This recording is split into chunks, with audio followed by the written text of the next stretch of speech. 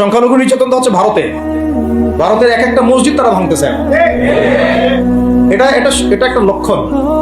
আস্তে আস্তে ওর মানচিত্র মসজিদের মতোই ভেঙে খান খান হয়ে যাবে ইনশাআল্লাহ। এরা যেমন অখণ্ড ভারত চায়, আমরা অখণ্ড ভারতই চাই। আমরা চাই অখণ্ড ভারত হবে কালিমা লা ইলাহা ইল্লাল্লাহ মুহাম্মাদুর রাসূলুল্লাহ। আপনারা তো মনে করেন যে ভারত আমাদেরকে ঘিরে রাখছে, তাই না? আসলে ভারতকে আমরা ঘিরে রাখছি। এই দিক থেকে আমরা, এই দিক থেকে চায়না, এখান থেকে নেপাল, এখান থেকে ভুটান, এখান থেকে মায়ানমার, এখান থেকে পাকিস্তান, আর তার চেয়ে বাপ আছে আফগানিস্তান। আছেন আফগানিস্তান? ওদের সাথে কেউ পারছে পর্যন্ত? আফগানের ভাইরা নিজেদেরকে গড়ে নিচ্ছে, এখন বোঝাচ্ছে। এখন কথা হচ্ছে, আমরা একটা কাপুরুষতার পরিচয় দিচ্ছি। নেপাল ওকে টাইম দেয় না, ভুটান টাইম দেয় না, মায়ানমার টাইম দেয় না, চায়না তো দেয়ই না। আর আমরা তাকে একেবারে প্রভুর আসনে বসায় রাখছি। আমরা কি দিছি? আমরা ইলিশ দেই, আমরা ট্রানজিট দেই, আমরা রেল দেই, আমরা বন্দর দেই, আমরা আর কি দেই? গ্যাস তো দেই মাশাআল্লাহ। তারপরে পণ্যগুলো তো দিচ্ছি, গার্মেন্টস দিয়ে দিচ্ছি, আমাদের প্রশাসনের মধ্যে লোকজন দিয়ে দিচ্ছি, কর্মী শ্রমিক দিয়ে দিচ্ছি। এই জন্যই তো বলি, কেন সে স্ট্যাটাস দেয় যে এই স্বাধীনতা তার স্বাধীনতা। এটাই তো আমরা কারণ। তার মানে তারা আমাদের সার্বভৌমত্বটাকে স্বীকার করে না, তাই না? তারা যদি আমাদের স্বাধীনতা সার্বভৌমত্বকে স্বীকার করতোই, তাহলে তো এরকম স্ট্যাটাস দিত না, বুঝলো কি? তো এখন কথা হচ্ছে, আমরা মাথা নত করার জাতি না। আমাদের নবী মুহাম্মদ সাল্লাল্লাহু আলাইহি ওয়াসাল্লাম মাথা উঁচু করে দাওয়াতি কাজ করছেন। মার খেলেও কখনো তিনি মাথা নিচু করেন নাই।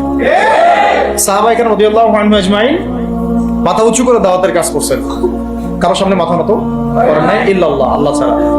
মার খেয়েছেন, হিজরত করতে হলে হিজরত করেছেন, কখনো মানুষ গালি দিয়েছে, গালি সহ্য করেছেন, কখনো মদিনায় চলে যেতে হয়েছে, দেশ ছাড়তে হয়েছে, দেশ ছাড়ছেন, আবার কখনো ইসলামী রাষ্ট্র কায়েম করতে হয়েছে, রাষ্ট্র কায়েম করছে। জিহাদ করার দরকার, জিহাদও করছে, কেতালের দরকার, কেতালও করছে। আস্তে আস্তে মক্কা বিজয় করছে, করেন নাই? সিরাত পড়তে হবে, সিরাতের ধারাগুলো আমাদেরকে বুঝতে হবে। কারণ আমরা তো তার উত্তরসূরি, আমরা তাদের উত্তরসূরি। প্রথম কথা হচ্ছে, আমরা আমাদের নতজানু মনোভাবটাকে আগে ত্যাগ করতে হবে, একটা। আর অতীতের জীবনের যে ভুল ত্রুটিগুলো দ্রুত সংশোধন করতে হবে। এখন আর আমাদের হাতে অনেক লম্বা সময় আছে এমন না বিষয়। কত কি যে দ্রুত হয়ে যাবে আপনি হয়তো ভাবতে পারেন। বিশ্বটা খুব দ্রুত চেঞ্জ হচ্ছে। এই অল্প সময়ের মধ্যে আফগানের ভাইরা দাঁড়ায় গেছে, অল্প সময়ের মধ্যে সিরিয়া দেখলেন যে পরিবর্তন হয়ে যাচ্ছে। তারপরে আপনি কয়দিন পরে দেখবেন ইনশাআল্লাহ যে এই আপনার প্যালেস্টাইনের অবস্থাও পরিবর্তন হবে ইনশাআল্লাহ।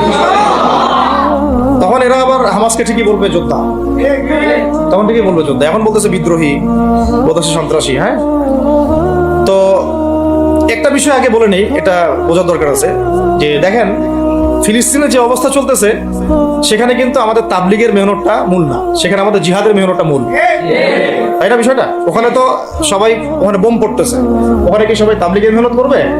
না, অস্ত্র হাতে নেওয়া ফরজ। এটা বোঝার জন্য আপনার তো মুফতি হওয়ার দরকার নেই। হ্যাঁ, আবার যখন আফগানে আমেরিকা হামলা চালাইছিল, তখন কি শুধু তাবলিগটা ফরজ ছিল, না ওদের হামলা প্রতিরোধ করা ফরজ ছিল? ফরজ ছিল। একই অবস্থা সিরিয়াতে হয়েছে। কিন্তু বাংলাদেশে এখন সেই অবস্থাটা নাই। কিন্তু বাংলাদেশে তাবলিগের মেহনত, আমর বিল মারুফ নাহি আনিল মুনকারের মেহনত চলবে, মানে তাবলিগের মেহনত, দাওয়াতের মেহনতটা চলবে। যদি কখনো বাংলাদেশে দেখা যায় যে দেশের শত্রুরা বা দিনের শত্রুরা বা উগ্রবাদীরা এই দেশের স্বাধীনতা সার্বভৌমত্বের উপর আক্রমণ করে, তখন কি আমাদের উপরে জিহাদ ফরজ হবে কিনা? এখন যদি তাই হয়, এখন আপনাদের কি মনে হয়, এটার সম্ভাবনা আছে না নাই? এটুকু ইন্টেলেকচুয়াল অবস্থা তো আপনাদের আছে, এটার সম্ভাবনাও হতে পারে, আজ হোক কাল হোক, হতেই পারে। তখন আমার প্রিপারেশনটা কি হবে সেটা আমাকে এখন জানতে হবে। আমার প্রিপারেশনটা কি হওয়া উচিত? প্রথম প্রিপারেশন হওয়া উচিত, আগের সমস্ত জিন্দেগিতে যা করছি নিজেকে আল্লাহর দিকে ফিরাই নিয়ে আসা। এটা প্রথম কাজ। যে আল্লাহর দিকে ফিরে আসা নেই, তার সাথে না জিহাদের সম্পর্ক আছে, না কিতালের কোনো সম্পর্ক আছে, সে তো আল্লাহর পথেই না। তো প্রিয় যুবক ভাইরা, আগে প্রথম কথা হচ্ছে, আগে আপনি আল্লাহর দিকে ফিরে আসেন, এক নম্বর। দ্বিতীয় কথা হচ্ছে, এরপরে আমাদের প্রয়োজন শারীরিক প্রস্তুতি।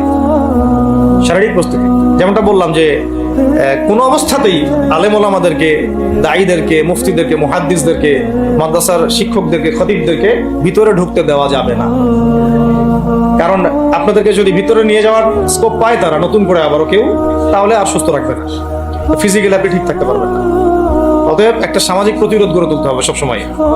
মানে একটা এলাকার মধ্যে একজন আলেম আছেন, সেই আলেমকে এলাকা থেকে নিতে পারবে না, তাকে নেওয়ার আগে 100 জনের উপর গুলি চালাইতে হবে, এমন একটা মুভমেন্ট থাকতে হবে। প্রতিবাদ না করলে আপনি বান্দরবনে যান, বান্দরবনের পাহাড়ি এলাকায় গিয়ে কোন একটা পাহাড়ি লোককে উঠাই নিয়ে আসেন, দেখি কত বড় সাহস আছে। আর্মি পর্যন্ত পারে না। কে পারে না? সেনাবাহিনী পারে না। পারে? পাহাড়িরা ওখানে ঐক্যবদ্ধ হয়ে যায়, ওদের মহিলারা ঝাড়ু নিয়ে সামনে চলে আসে। এই আমাদের বান্দরবনের কথা বলছে। ওখানে যে কুকি চিং একটা ফ্রন্ট গঠন করছে সশস্ত্র বিদ্রোহীরা, ওই অংশটুকুকে নিয়ে একটা মাস্টার প্ল্যান আছে ওদের। ওই অংশটুকুতে তারা একটা খ্রিস্টান রাজ্য বা আলাদা একটা পাহাড়িদেরকে নিয়ে একটা রাষ্ট্র প্রতিষ্ঠা করতে চায়, এটা ওদের স্বপ্ন আর কি। এই উদ্দেশ্যে তারা হাঁটতেছে এবং তারা অস্ট্রেল ভাষায় কথা বলে। ওখানে তারা পতাকা বানাইছে, মানচিত্র বানাইছে, এমনকি লাস্ট টাইম আমরা ওখানে গিয়ে শুনলাম যে মুদ্রাও নাকি বানাচ্ছে। মুদ্রা বুঝতেছেন বিষয়টা কত ডিপ? আমাদের রাষ্ট্রে যে কত সমস্যা, আর জানি না যারা দায়িত্বে আছে তারা কি করতেছে, আসলে কোন দিকটা সামাল দিচ্ছে। অর্থনৈতিক দিকটা দেখবে না এই পাহাড়ি এলাকার সমস্যাগুলো মেটাবে, নাকি আমাদের মুসলিম উম্মার অভ্যন্তরীণ সমস্যাটা মেটাবে, না শহীদ ভাইদের খবর নিবে, না পঙ্গু ভাইরা যারা পড়ে আছে হাসপাতালে তাদের খবর নিবে? সিনেমা দেখতে বসে গেছে। কোন আক্কেলে সিনেমা দেখেন আপনি? সিনেমা দেখার সময় কোথায় আপনার?